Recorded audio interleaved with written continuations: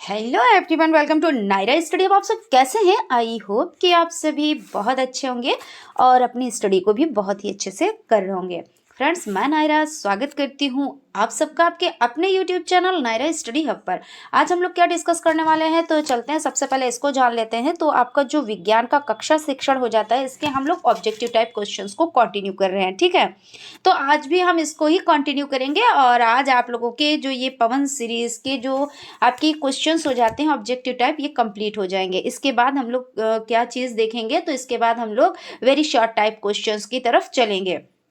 तो फ्रेंड्स, हम लोग क्वेश्चन पर चलने से पहले सबसे पहले ये बोलना चाहेंगे कि अगर अभी तक आप लोगों ने चैनल को सब्सक्राइब नहीं किया है तो प्लीज़ सब्सक्राइब कर लीजिएगा, बेल आइकन को प्रेस कर लीजिएगा और सेशन अच्छा लगे तो लाइक भी ज़रूर कीजिएगा, क्योंकि देखिए एक लाइक तो बनता ही है। और ये भी कहेंगे कि सब्सक्राइब सिर्फ एक बार करना रहता है जब आप विजिट करते हैं, और उसके बाद आपको सब्सक्राइब नहीं करना रहता है, बस लाइक आपको हर क्लास को करना रहता है।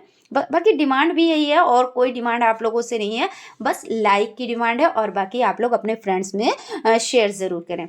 तो आप लोग बताएं, वॉइस क्लियर आ रही है ना? कोई दिक्कत कोई परेशानी तो नहीं है? हम लोग स्टार्ट करते हैं। तो चलिए, सबसे पहला क्वेश्चन आज की सीरीज का जो हो जाता है वो है कैल्शियम हाइड्रोक्साइड का सही सूत्र है। तो कौन सा सही सूत्र है? तो आज जो आपका हो जाता है CaOH का whole square, Ca square OH या CaOH का क्यूब है या 3 और CaOH, तो कौन सा हो जाता है? तो आपका फर्स्ट नंबर का जो हो जाता है वो आपका राइट हो जाता है, यानी कैल्शियम हाइड्रोक्साइड का सही सूत्र जो है वो आपका ऑप्शन वो राइट है।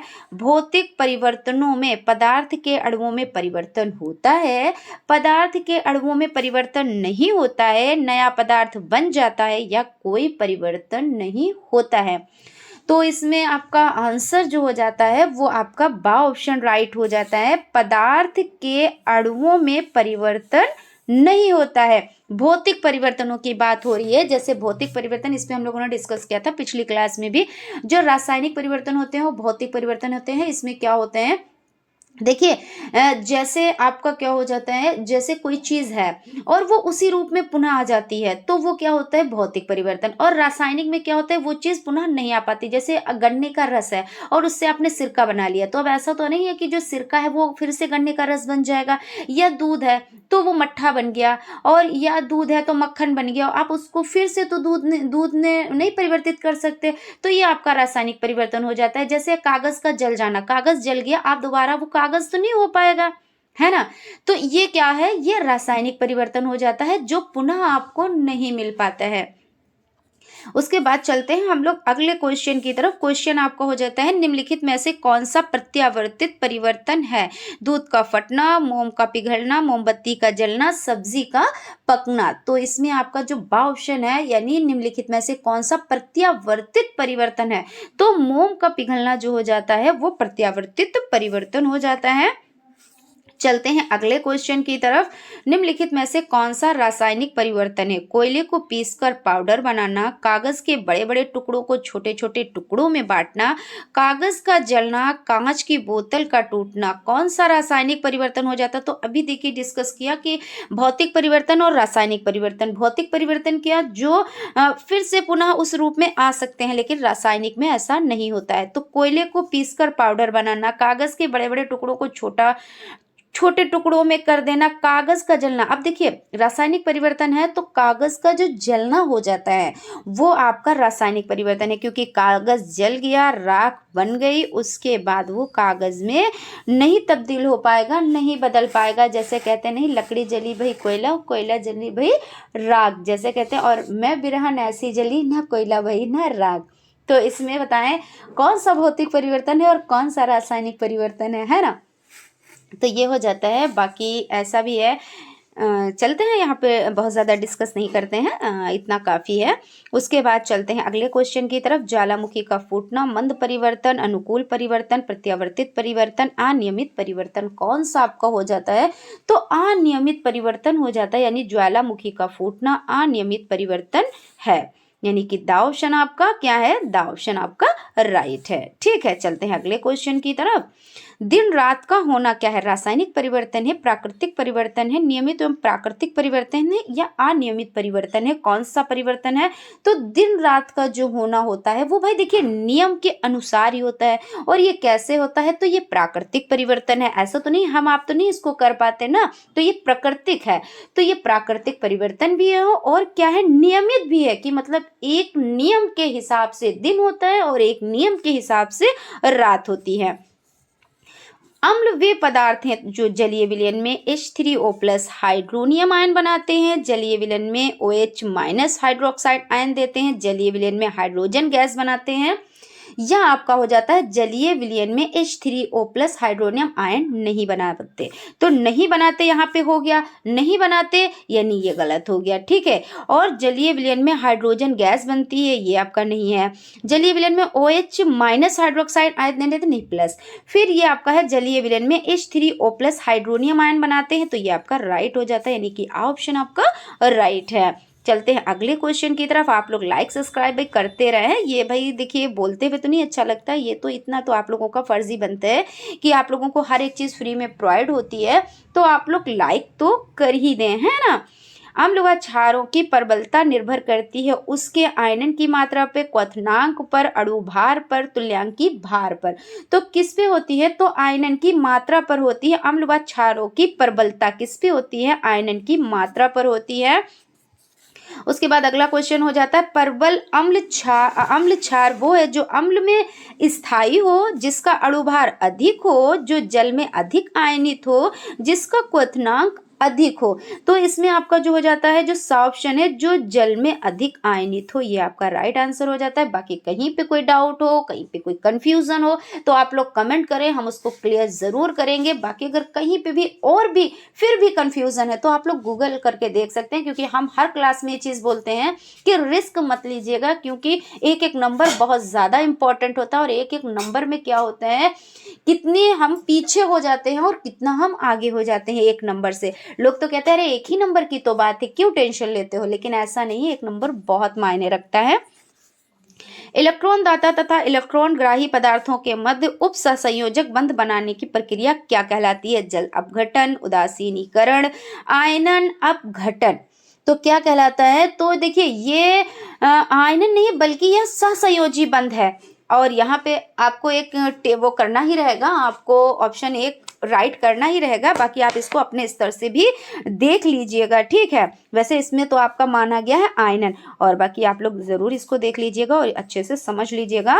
और यहाँ पे चलते हैं, उदासीनीकरण क्रिया में अम्ल बनता है, क्षारक बनता है, क्षार बनता है, लवण व जल बनते हैं। क्या बनता है? तो उदासीनीकरण क्रिया में लवण व जल बनते हैं, तो ये आपका राइट हो जाएगा, यानी कि द ऑप्शन आपका राइट है। जिन अम्लों में ऑक्सीजन तथा सल्फर नहीं होते हैं वे क्या कहलाते हैं? तो हाइड्रेसिड कहलाते हैं, ऑक्सी अम्ल कहलाते हैं, थायोम्ल कहलाते हैं, दुर्बल अम्ल कहलाते हैं। क्या कहलाते हैं? तो हाइड्रेसिड कहलाते हैं, यानी आपका जो ऑप्शन है वो राइट हो जाएगा। चलते हैं अगले क्वेश्चन की तरफ। जिन लवणों के जलीय विलयन एक ही प्रकार के धनायन व एक ही प्रकार के ऋणायन देते हैं वे क्या कहलाते हैं? सामान्य लवण, बेसिक लवण, अम्लीय लवण, द्विल लवण। ये क्या इसमें है? तो इसमें सामान्य लवण हो जाता है, यानी कि ऑप्शन आपका राइट हो जाता है। वायु प्रदूषण के कारण है क्या? कूड़े का जलना, आग लगना, मोटर वाहनों का धुआं, ये सभी। तो देखिए वायु प्रदूषण के कारण ये सभी हो जाते हैं। कूड़े का भाई जलना, जब कूड़ा जल रहा है तो वायु प्रदूषण, आग का जलना, मोटर वाहनों का धुआं, तो ये सभी हो जाते हैं। तो इसलिए ये आपका ये सभी, यानी कि द ऑप्शन आपका राइट है। ठीक है ना। चलते हैं अगले क्वेश्चन की तरफ। क्वेश्चन हो जाता है, निम्नलिखित में से कौन सी मानवकृत आपदा नहीं है, यानी मानव द्वारा?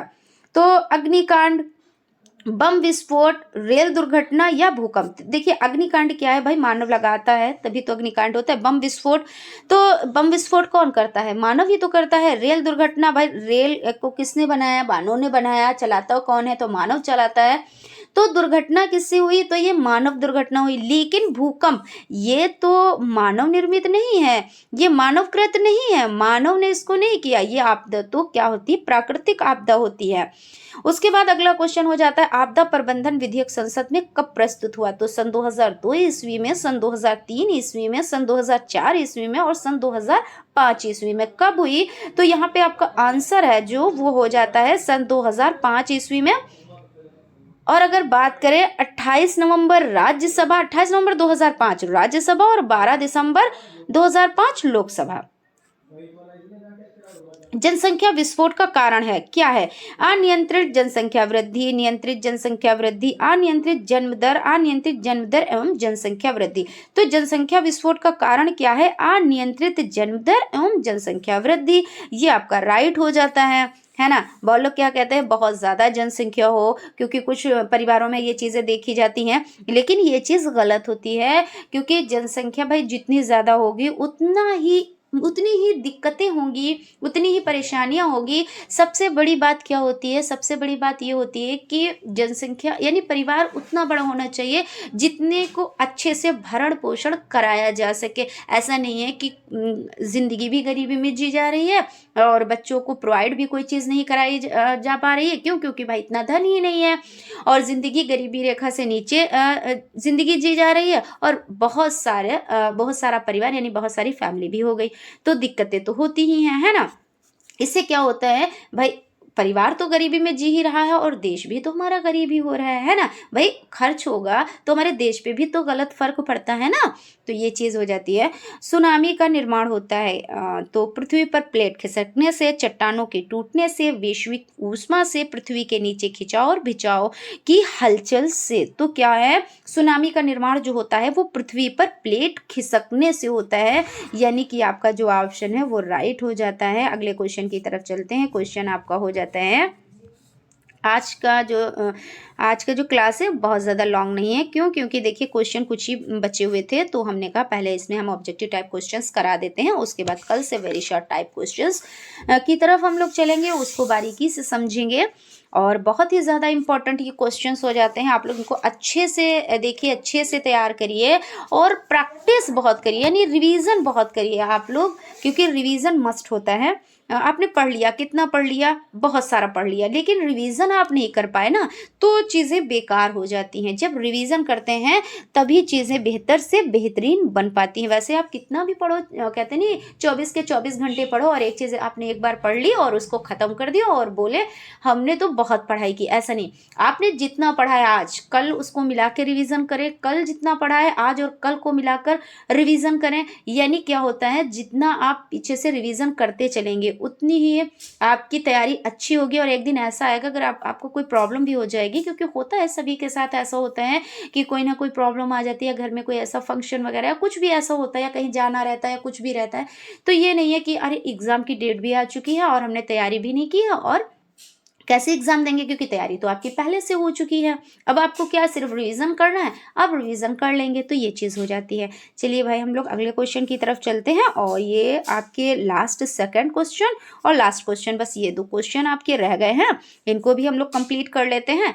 क्वेश्चन आपका हो जाता है, सुनामी का संबंध है किससे? प्रसिद्ध शरारती जलमग्न लहर, पानी के अंदर उत्पन्न लहर।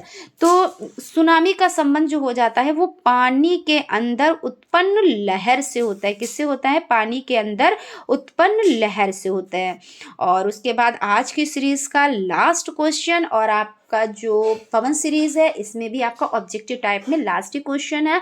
और जब हम लोग वेरी शॉर्ट क्वेश्चन करेंगे, फिर उसके बाद शॉर्ट क्वेश्चन करेंगे और पेपर भी हम लोग सॉल्व करेंगे। 2015 से अब तक के जितने भी पेपर हुए हैं सबको सॉल्व करेंगे। इससे क्या होता है, जब आप पेपर सॉल्व करते हैं ना तो आपकी प्रैक्टिस अच्छी होती है, प्लस उससे एक ये अनुमान लग जाता है कि हाँ पेपर इस तरह से आएगा। और ऐसा नहीं है 50% 60% चीज़ें आपको उसमें से मिल जाती हैं, आपका रह जाता है 40%।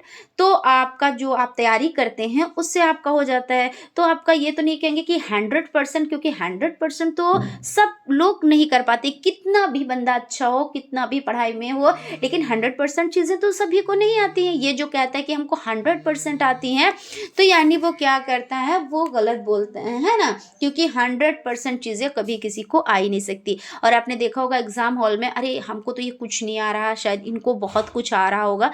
तो ऐसा नहीं, ये सोचो जो कुछ आता है सब हम ही को आता है, इनको कुछ नहीं आता है। और लेकिन ये भी ना सोचो कि हमको दुनिया की हर एक चीज़ आती है और सब बेकार है, ऐसा भी नहीं है। तो हर एक चीज़ को हमको समझ कर ही चलना है। बाकी चलते हैं आज की सीरीज का लास्ट क्वेश्चन, इसको देख लेते हैं। चक्रवात का आकार होता है, चौकोर होता है, गोल होता है, अंडाकार होता है, आयताकार होता है। तो चक्रवात का जो आकार होता है वो आपका हो जाता है अंडाकार। तो यानी कि सा ऑप्शन आपका राइट हो जाता है। तो यहाँ पे हम सेशन को वाइंड अप करते हैं। और आपको क्लास कैसी लगी तो आप लोगों को ज़रूर कमेंट कीजिएगा। और अगर अभी तक आप लोगों ने चैनल को सब्सक्राइब नहीं किया तो प्लीज़ सब्सक्राइब कीजिएगा, बेल आइकन को प्रेस कीजिएगा। और सेशन पसंद आए तो अपने फ्रेंड्स में भी ज़रूर शेयर कीजिएगा। मिलते हैं हम लोग अगले क्लास में। Thank you.